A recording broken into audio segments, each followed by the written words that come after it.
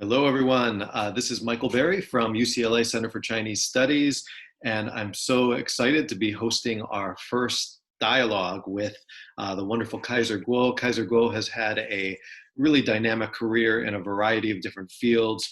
He was a rock musician in China for many years, a member of Tang Dynasty, later a co-founder of the band Chunqiu, or Spring and Autumn.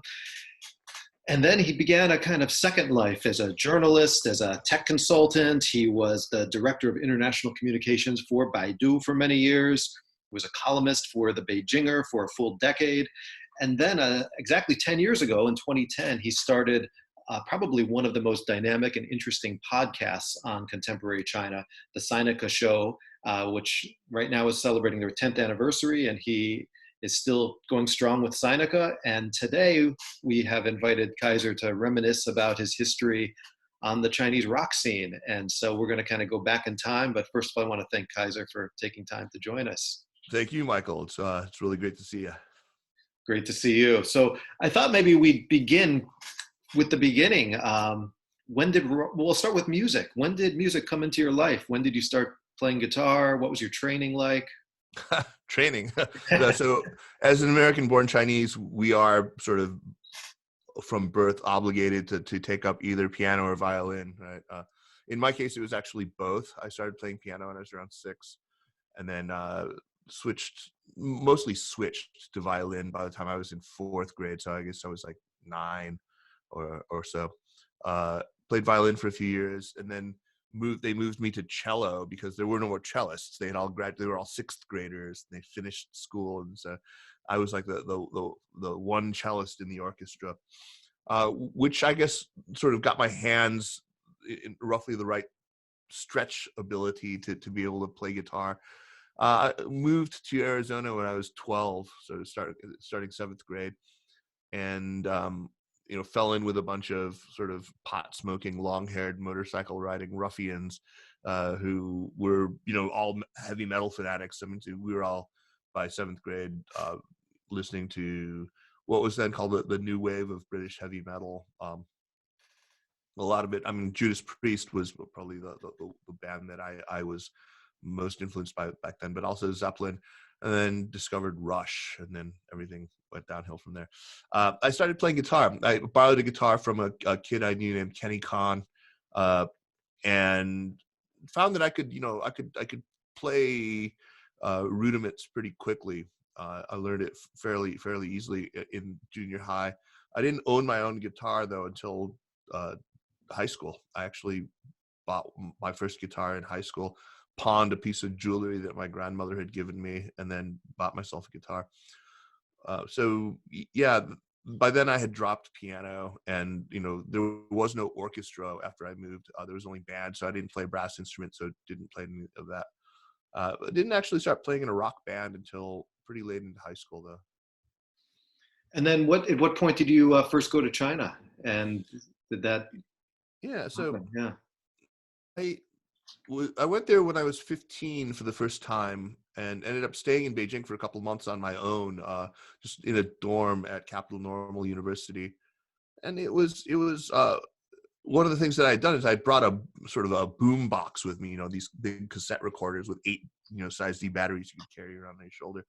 And I found it was just really fun to expose people to the music that I was listening to then, to Blue Oyster Cult, or to Deep Purple, or to Led Zeppelin, or to Rush.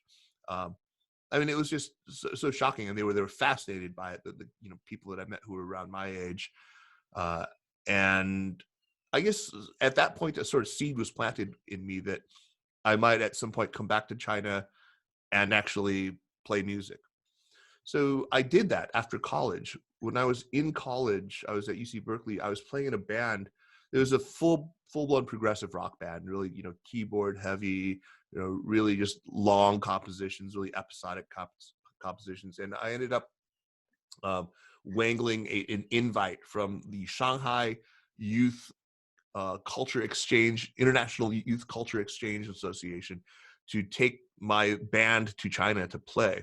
And that was supposed to happen in 1987. It fell through, but it was entirely on our end that it fell through. The deal was we were supposed to pay our way there, but once we landed, everything would be taken care of, all our expenses, all our ground transport, all our, flights inside of China.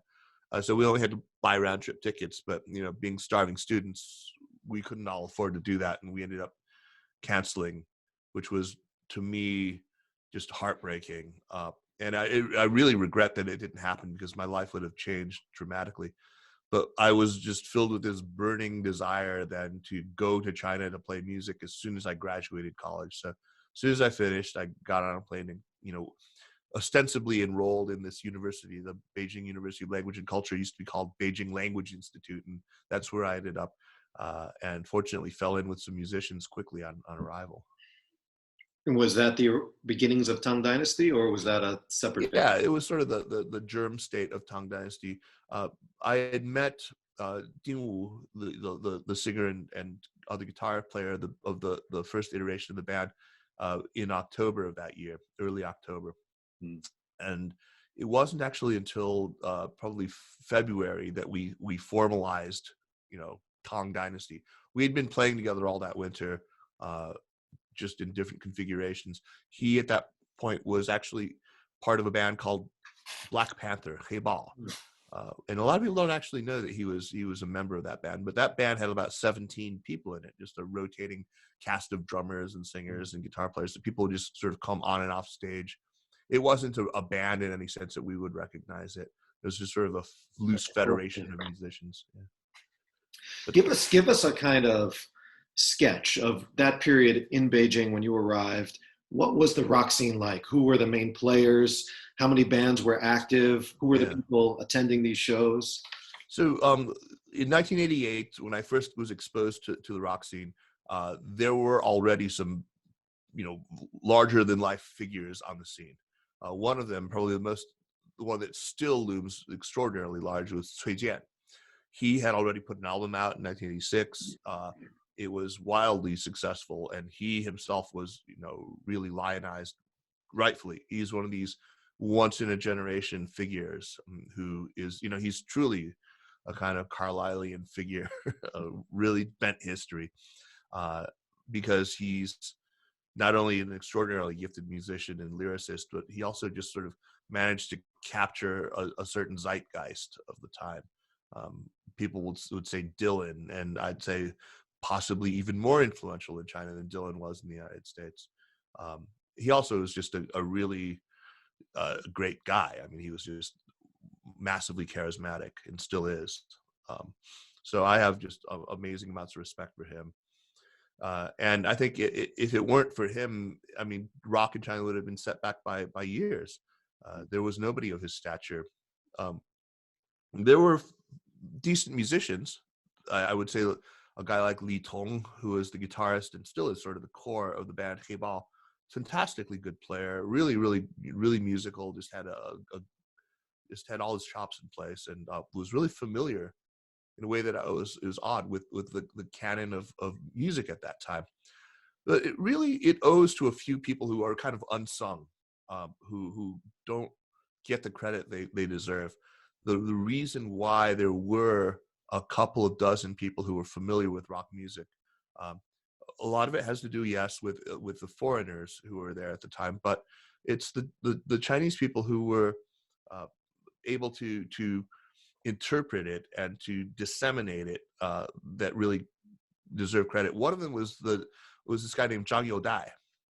Zhang Youdai is still pretty active in the music scene there. He's a DJ, but when I met him, he had a massive collection of him, because he would just sort of assiduously tape every bit of music he could from anyone's collection, of any foreigner who he encountered. So, and he would, write down all the liner notes. He had a pretty decent command of English, so he would write everything down and just study it.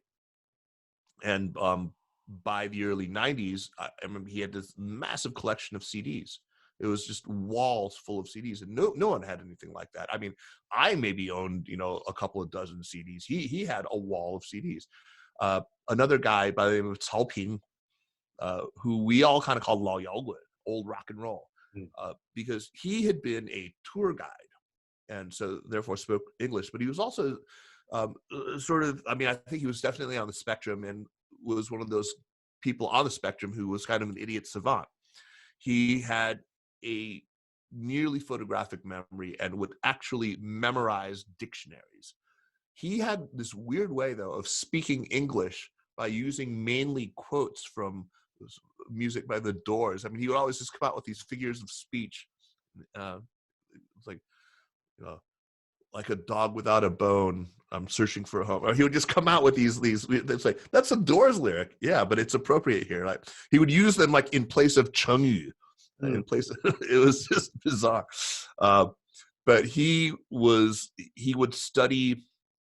He played drums. He played, drums decently. He played a lot of instruments, sort of passively, and was really interested in teaching other people. So he would learn Stuart Copeland drum parts, for example, and then teach them just note for note to other drummers who were up and coming. He would learn guitar parts, with everything. Like, no, the pick slide starts at the fret number 23. It doesn't start here. And he would do stuff like that.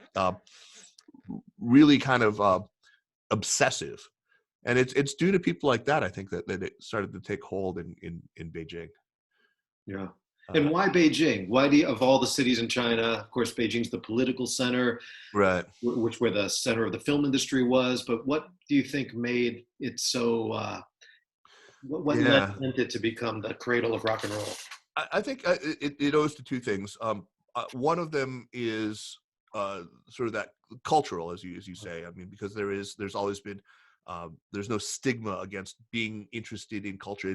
It wasn't as full of Philistines as a city like Shanghai later became. But you have to remember that in 1988, Shanghai wasn't Shanghai yet, right? I mean, Shanghai developed much later than Beijing had. So, I mean, if there was sort of a cosmopolitan city in China at the time, it was Beijing.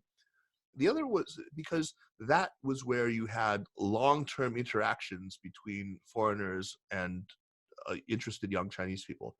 Those foreigners were of two types. They were usually diplomats or children of diplomats, especially. So you look at somebody like Eddie, whose last name is kind of unpronounceable. I think Luke Lul Swa. He was the son of a Madagascan diplomat who got stranded in the sort of change between the Malagasy Republic and back to Madagascar. So he couldn't go home. So he was there for years and years and years, and he's a fantastically good guitar player. He paired up with Cui Jian and was a massive influence on Cui Jian's musical style. The kind of world beat style in so much of Cui's music comes a lot from Eddie. Then there were also journalists, people who had been there for a long time. People like Graham Earnshaw, who started one of the very first rock bands in Beijing, just an expat band. In fact, he had an early encounter with Cui Jian, which was kind of funny because this kid who played trumpet from the music conservatory tried out for his band called the Beijing All-Stars. And at the end of his tryout, they said, "Sorry, Lao Cui, we just don't think you have what it takes." Little did he know. So I think it's those two things: the long-term exposure, which facilitated all that taping and copying of liner notes, and just sort of understanding. It was important that we had these people like Eddie, like Graham, who could pass it on to people like Zhang Youdai or to Cao Ping. And one thing that's really unique about the evolution of rock in China is in the West, you have this slow progression, right? We start with Little Richard and Chuck Berry and Elvis, the Beatles, British Invasion, Deep Purple, Led Zeppelin, then you get the heavier stuff. And that's a slow evolution that takes place over the course of, 4 or 5 decades. And in China, of course, they're doing Long Live Chairman Mao, The East is Red during that period. And so it's not until the 80s, the doors open, and you get all that stuff. You get Buddy Holly, and you get Metallica, right, and you get Wham, and you get Michael Jackson and Richard Clayderman, and they're all kind of wrapped up into this. Richard Clayderman. That's sort of an inside joke. I hope you can explain to your students. But Clayderman they call him the Gangqin Pianzi. He's this guy who plays the most sappy, just saccharine little piano melodies and got fantastically famous. He's sort of Kenny G of the piano, right? But only in China. Only in China. He's just one of these people who only made it big in China. Yeah, it was the right time at the right place. For a while, place. You couldn't get in an elevator without hearing that insipid thing. Yeah. Da, da, da, da, da, da, da, da, So, da, da. but what's amazing is all these things come in simultaneously. Yeah, Um, and then young people in China, in growing up in the 80s, they're hearing all this as part of their soundscape. And right. whereas if you were growing up in America, probably our generation, you had these cliques and it was often around music. So you had the people who were Yeah, the metal, the people who were into thrash, the people who were into, new wave. But in China, you didn't have that breakdown. Everyone was kind of open to everything. that's right. What do you think I impacted think that is the most fascinating aspect of rock's sort of appearance in China. Just this absence of any real understanding of the kind of the genre-driven subcultures that you've just described. In America, I could have sat in a cafe around the time that I came to China, and I would have been able to guess what was on, their Walkman, I guess it would have been back then. What was the discs in their library, just by how they were dressed or by what they were reading. If I saw a guy sitting in a cafe and he had sort of pewter spider themed jewelry and kind of a ghostly white face and dyed black hair and was wearing all black and reading, Kafka, that he was listening to The Cure and Depeche Mode, and he was listening to, Sushi and the Banshees. Yeah. You would have known exactly. And the metal guy usually had patches on his denim vest, which told you explicitly what he was listening to. Yeah. The punk rock. I mean, the genres were obvious, and they they were attached to certain sort of maybe socioeconomic backgrounds that you could that were discernible. Not so in China. So part of what one had to do was sort of explain these things. What is it? What's the mentality of the metal guy? What's the mentality of the punk rocker? And some of it is fairly intuitive. Some of it is fairly easy, I think, for people to pick up on and to understand without, much interpretation. But a lot of it was, obscure because, some of them come from the same socioeconomic backgrounds, and yet the results are very different. The musical tastes that are formed are radically different. So I think there were some people in China, and I would again cite Cui Jian, for whom the kind of acculturation to rock music wasn't that far off from organic. It's almost like he actually did start by listening to Dylan and the Beatles, and then it was compressed, but it was sort of in order. And it's interesting because he then ended up with a kind of almost a genre purity that you didn't often find in a lot of other people. For so many of the other people, there was this really kind of promiscuous style in the music they listened to. It would come from all over the place, and because they didn't know the kind of let's call them the rules that were associated with each genre, they would end up with very strange blended genres that wouldn't make sense in American context. This doesn't come from the 80s, but this is in the early 2000s. This is something that I started to notice with a lot of the punk guys. The punk guys and the metal guys didn't get along so well, right? They were always sort of at odds with each other. And a lot of it did boil down to this contempt that the metal guys had, that the punk guys didn't know how to play. They knew 3 chords. They were all big major bar chords, and they dressed a certain way or whatever. They weren't very committed to the music. One day we were riding down after sound check from a festival, and it was my band at the time, Twin Show, Spring and Autumn, and a band called Brain Failure, which was one of the better known punk bands. And I was noticing how, well, we all had black leather jackets and we all had vinyl gig bags for our guitars, but our black leather jackets were unadorned and theirs were all, covered in stickers or patches or buttons or whatever. Our gig bags were similarly unadorned and theirs were covered in stickers. We all had abnormal hair. Ours was all straight and long and black. Theirs was all multicolored and very, very short, or up in coxcombs or in mohawks. And we sat on separate aisles of the bus as we made our way down, until one of the guitar players leaned over to me and he suddenly said, "What do you think of Marshall amps?" And then he broke into this long confession. I know how you metal guys think that we actually don't know how to play our instruments, but you know what I actually listen to? I don't really listen to punk. I listen to Steve Vai. I actually like to play. I like, and so it was this weird moment of conjunction between us. But what I started realizing is that there isn't a lot of genre conformity, and that's a good thing. I think that you have bands like Demerit, punk band, aesthetically very punk band, that will break into these like dual long extended guitar solos with harmonies and really a lot of intricacies in the middle of a 3-chord punk song, and you just never expect that in a punk show in the United States, and it makes for a different and kind of wonderful type of music because there aren't these strict genre allegiances.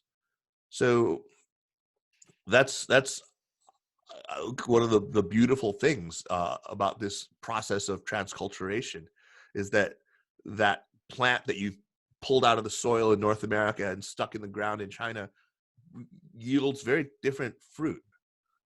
Yeah, different flowers. Yeah. Yeah.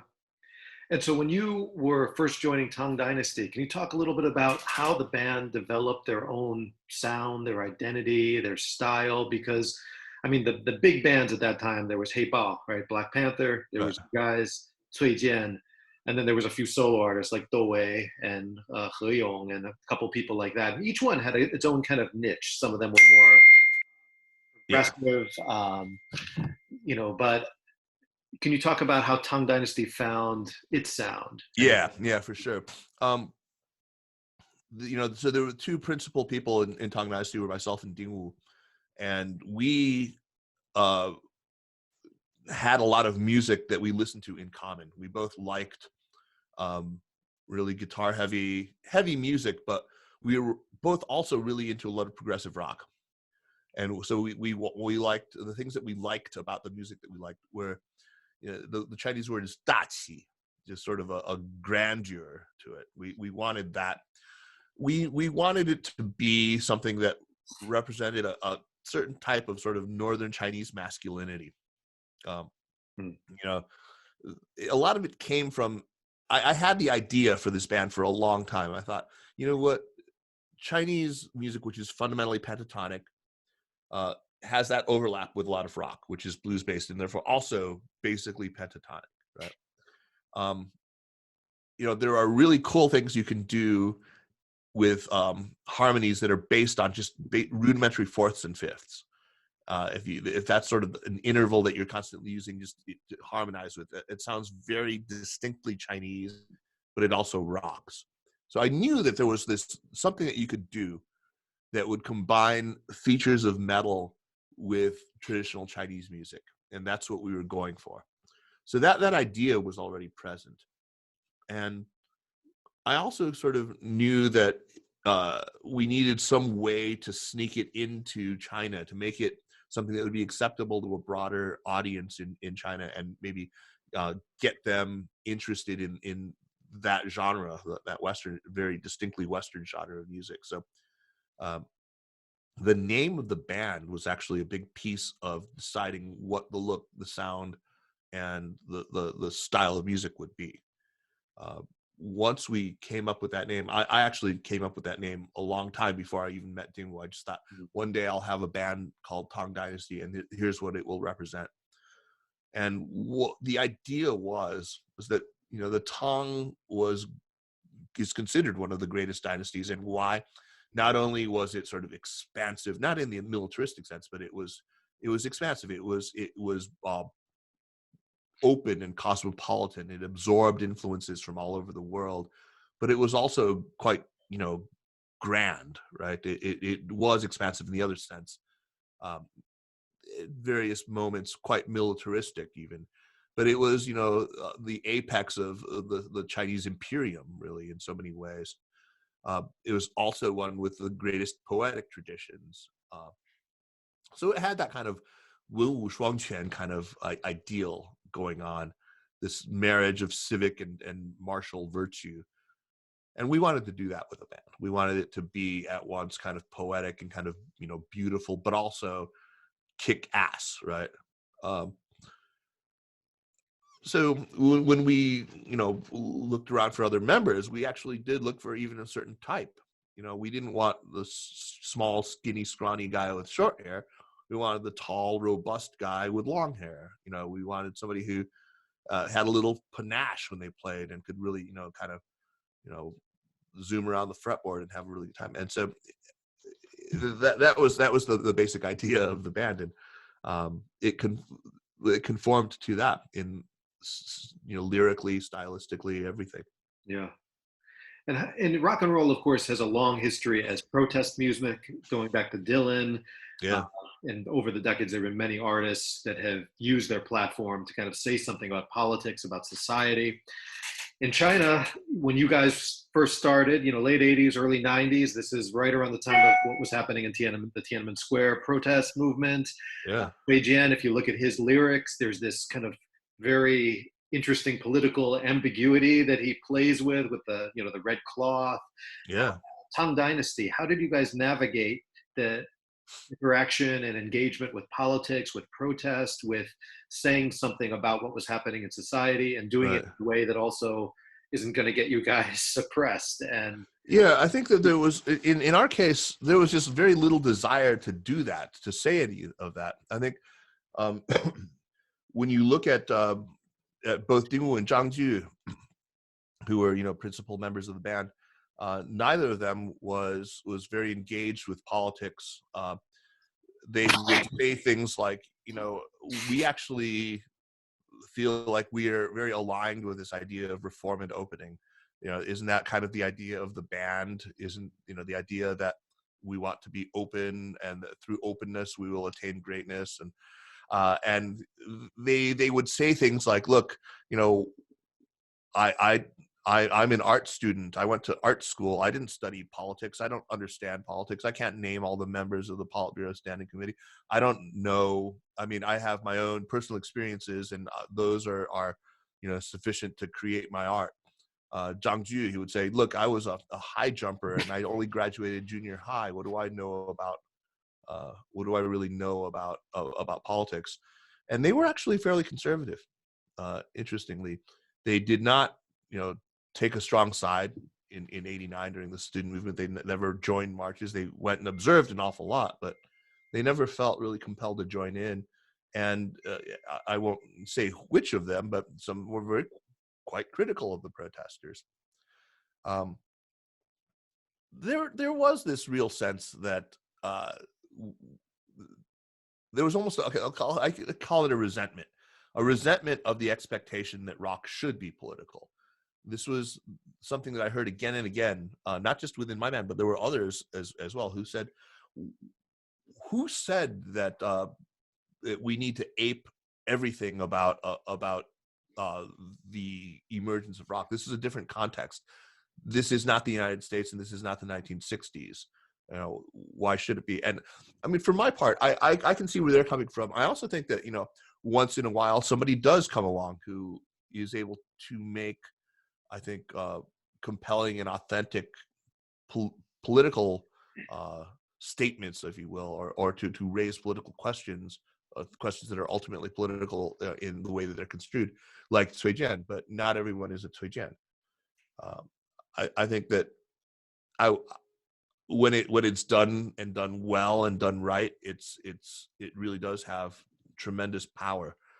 When it's done ineptly or done just sort of as an afterthought, I think people can tell. And if it's not authentic, people can tell. It wouldn't have been authentic if it had come from us. Another really interesting difference between Chinese rock music and rock music in the West is, again, I'll go back to our generation. Probably, if you grew up in the 70s and the 80s, rock music was probably, if not the dominant music form, it was definitely in the top one or two. In China, when rock does come in the 80s and the 90s, it's always relegated to a relatively marginalized place in society vis-a-vis pop music. You know, we're talking Mando pop, Canto pop, the Four Heavenly Kings from Hong Kong. Why is it that Chinese rock music, you feel, has always had such a difficult time really gaining a foothold in mainstream market and Yeah. I think that it has a lot to do with just sort of the core Chinese aesthetic, which is not.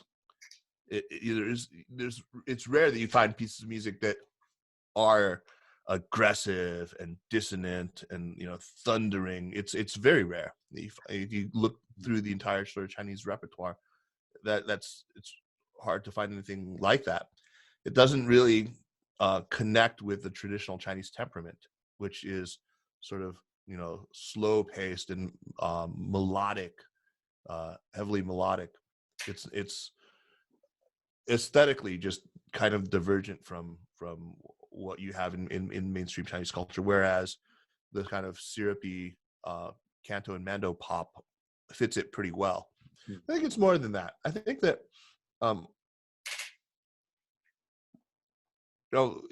most Chinese people, because of the moment that we've been in, I mean, the entire period of reform and opening has been a period of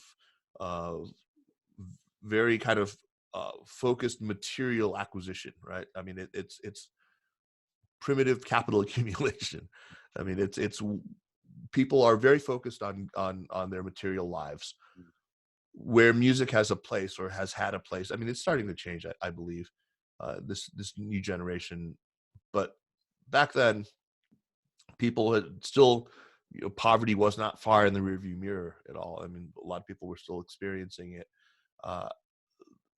Where music was there at all, it was entertainment, it was background, it was wallpaper. It wasn't art. It wasn't something that people would get obsessive about.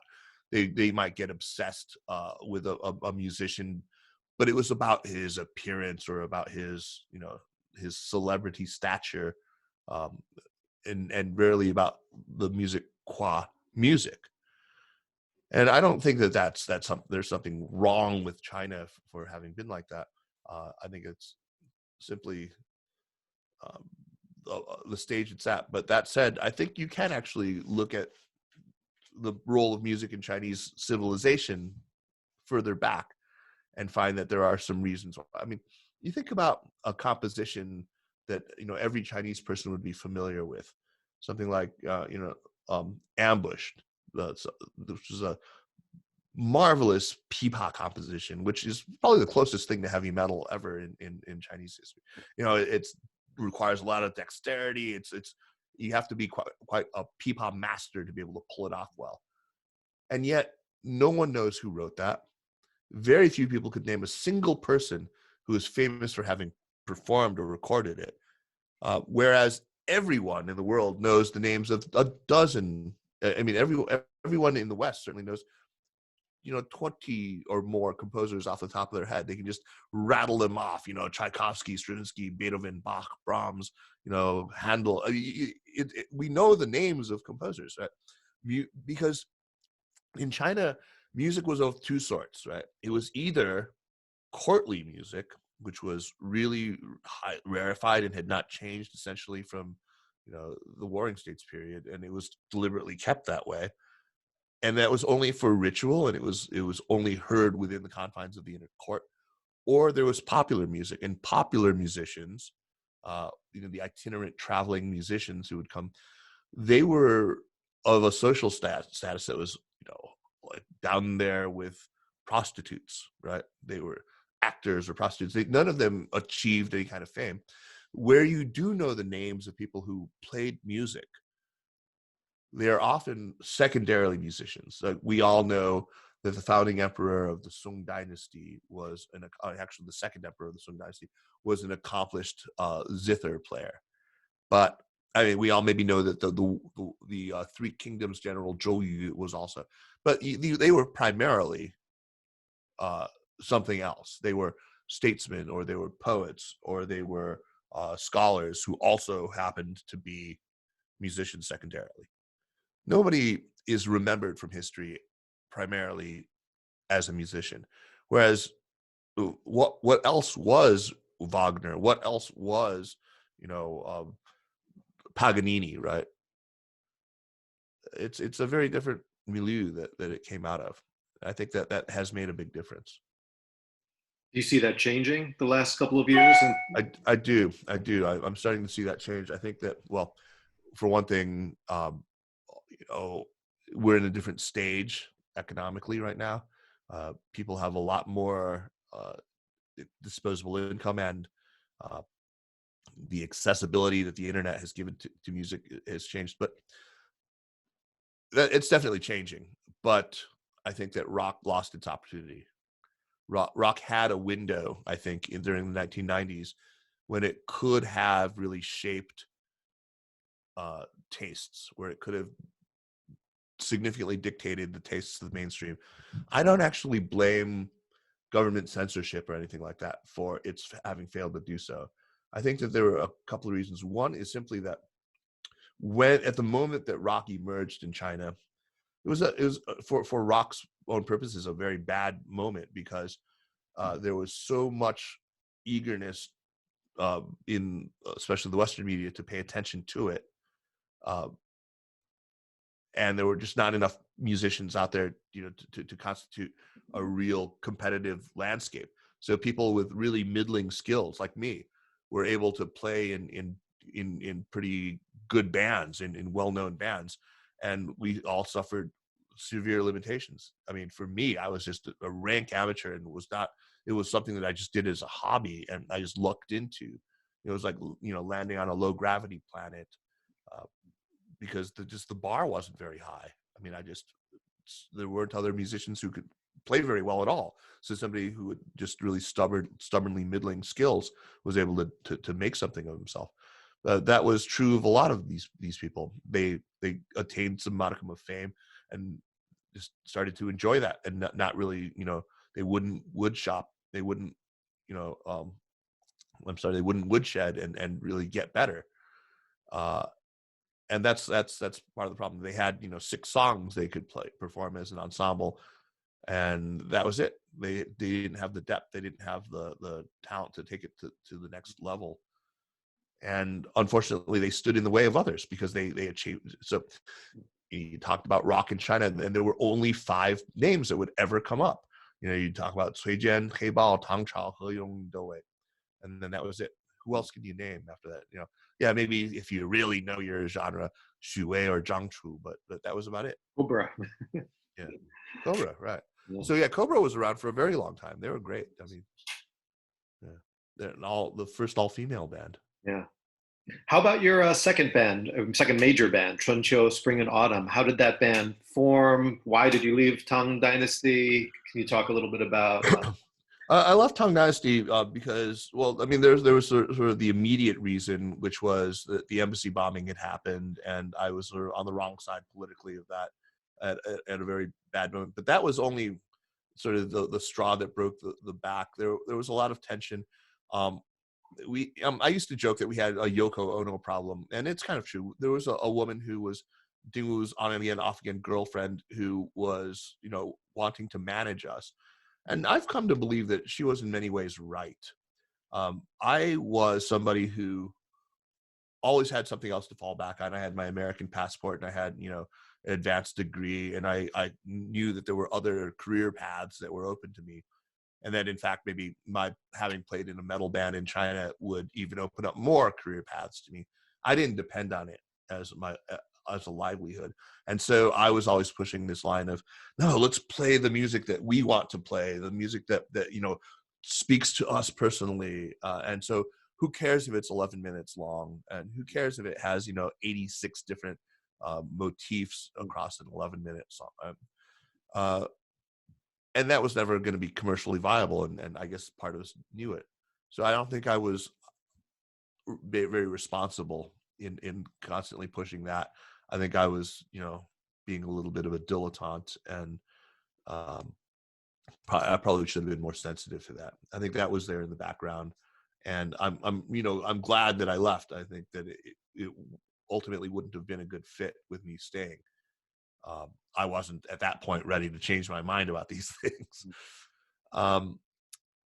While I was playing in Tong Dynasty, I had met a musician when we were touring in Kunming, and I stayed up all night with him just jamming on 2 acoustics. And I found like he was playing a kind of music that I really wanted to play. It was even more Chinese inflected.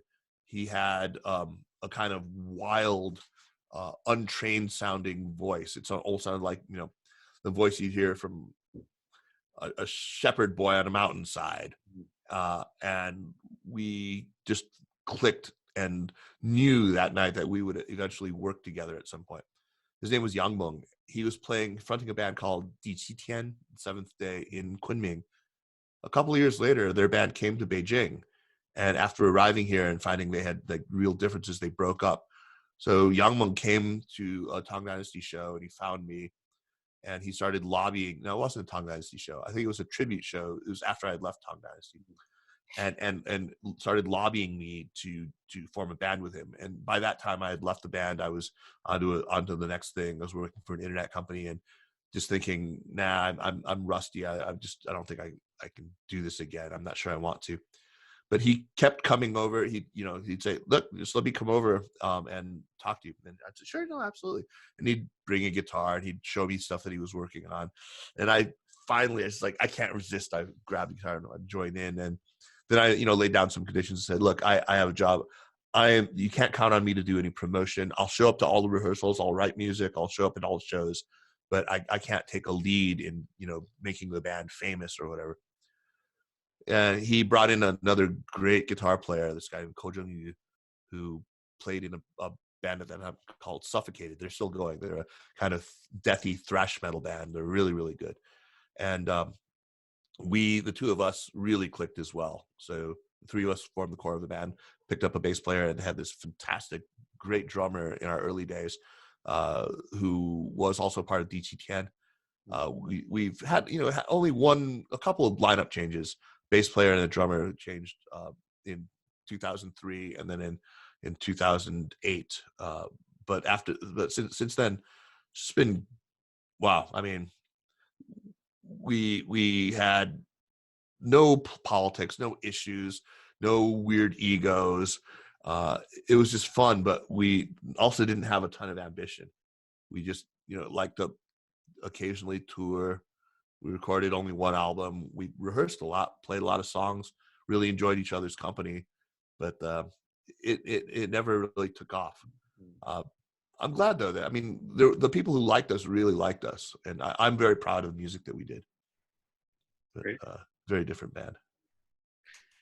I want to switch gears for a minute. Of course, in this quarantine time, it's hard to have interactive events, but I did reach out to some of our students and ask them if they had questions for you. And so I got a couple student questions, so I'm going to answer some of those. Oh, great.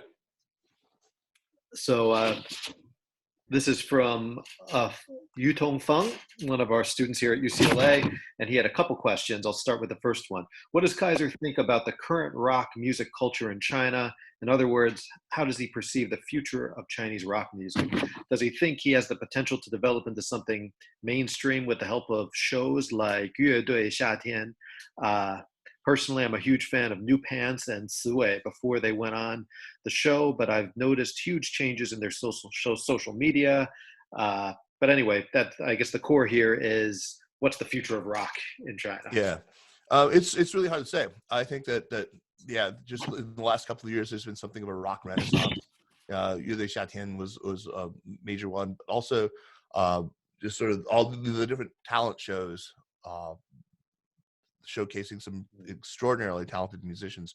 I've seen people covering some of our old songs, and it's been pretty impressive. I think that the old issue of there just not being enough competition and enough of a talent pool, that's long ago resolved now. It's no longer a struggle to find instruments, to find rehearsal space, to find venues.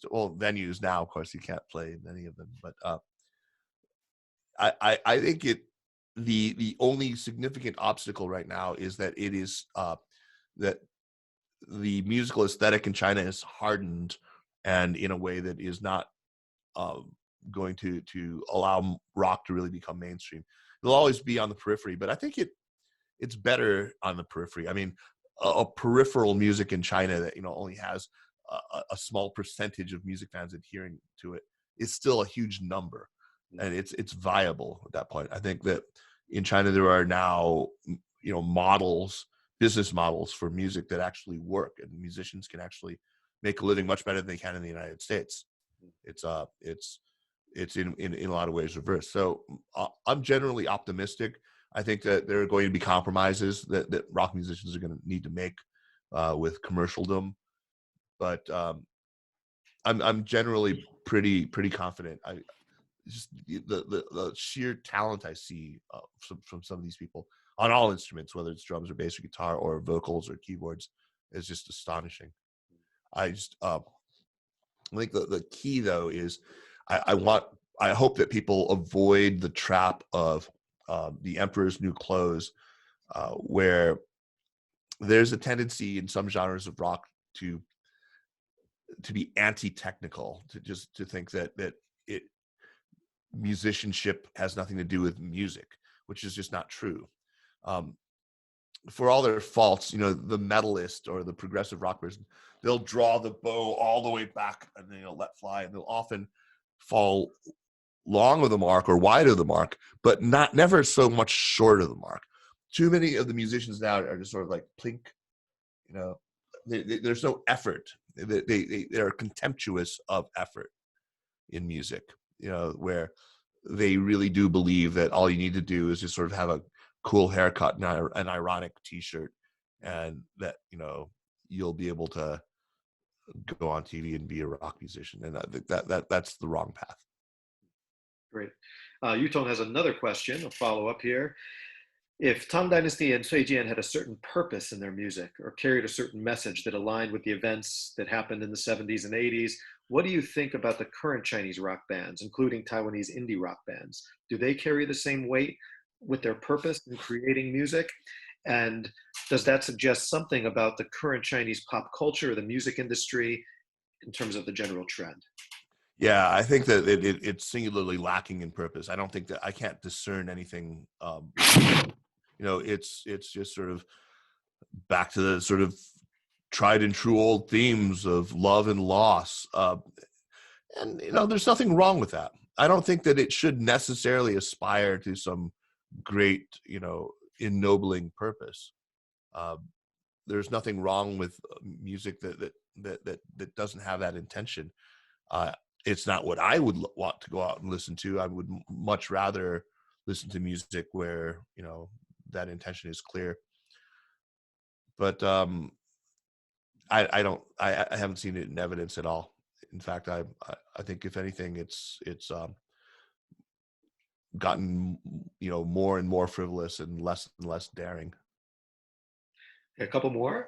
This is Athena D, and she asks, I'm wondering what sets Chinese rock music apart from other forms. What does it take inspiration from, either musically or in terms of instrumentation or in terms of content lyrics? What does rock music strive to do? All music has some kind of purpose.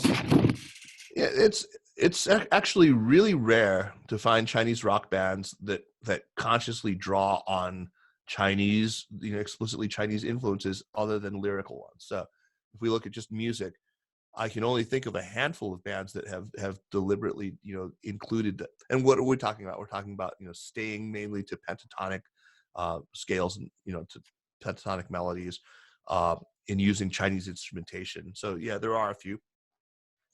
The ones that I think, to take a broader definition of Chinese to include, sort of everyone in the Huaxia realm, there are a lot of the Mongolian themed bands that use ethnic elements much more clearly, and I think much better. I think there's a really good genre fit, and that's possibly because Mongolian culture and rock go together so easily. There's this sort of wildness to both of them.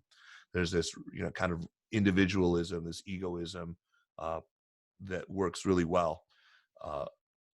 I would say that the things that set it apart, other than music, I used to be able to point to lyrics, and I would say you could take a pretty horribly saccharine gangtai song and look at the lyrics, and they're better. They're generally better. There's still a kind of poetic quality to them. they're not just all about 我爱你你爱我 and 不要离开我 and all that. But now I feel like they've taken too much direction from the sort of their counterparts in the West, from the same sort of pop genres about boy meets girl, boy loses girl.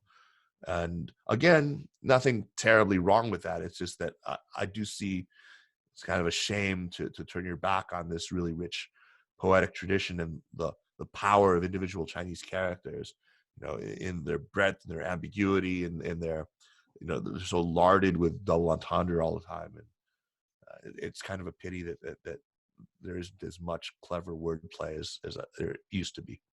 Yeah. Question. What Chinese rock bands or music bands from the new generation do you recommend? I don't really listen to too many of them from the new generation. I mean, it's been a while. I've been away for 4 years and haven't really listened to a ton. So I don't think my recommendations would carry much weight. From back then, in the old days when I was still playing in bands pretty actively, there were a few bands that I really like. I've mentioned a few that I think you should check out. Like Demerit would be one that I said kind of brings these strange metal sensibilities into punk. There's metal bands that I very much enjoy. One is called Ritual Day. Another is called Kung Fu Voodoo, or Voodoo Kung Fu, Ling Yi. I don't know if they're still going, but they were terrific. There are bands like Jiubao, Nine Treasures, which is a Mongolian metal band, and one called Ego Fall, EGO Fall. I think there's some of the kind of let's call them like groove core or maybe a little new metalish bands like Yechha, Yaksa that I think are really quite good. They have great sound and real groove to them. And then, of course, a band like Suffocated, Zhishi, which I quite like. But there's still nothing like the old bands from the old days. I mean, some of the ones that I still listen to a lot are Gaoqi and Chaozai. Both of their 2 albums are fantastic, totally different genres. The first one is a straight up kind of thrash metal album. The second is more alternative. But Chaozai's first album is just fantastic. I like Xu Wei's music quite a bit. It just brings me back to the old days. And another band like Ziyue, which is super Beijing-y and full of irony and wit, and that actually incorporates a ton of Chinese music into it. But Ziyue is kind of a Primus-like band with really kind of bass-centric and really interesting rhythmically. Yeah. So for the last decade, you've been doing your podcast and you've kind of gotten under the skin of contemporary China deeper and in more intricate ways than almost anybody that I can think of. But you've also had an equally deep and penetrating impact and kind of contact with the Chinese rock scene for all of these years. And so what's your biggest kind of takeaway, and what are the biggest things that you learned from all those years about Chinese society, about history, about culture, about what's happening in this very complex place from your experience through the lens of Chinese rock and roll? Hopefully, I think I've learned humility. I've learned just how shallow any one individual's understanding can be. I mean, with especially doing the show that I'm doing, because the topic changes from week to week. And while I can, attain a certain amount of breadth, I can't accomplish much depth in any of that. I mean, unfortunately, that's a good match with my personality. I'm sort of by nature a grazer. I like to. That's why that's why I didn't finish my PhD. I'm just not somebody who can plunge super deep into any individual topic for more than a couple of weeks at a time. I mean, I have a better attention span than most, but it's still not the attention span of a scholar.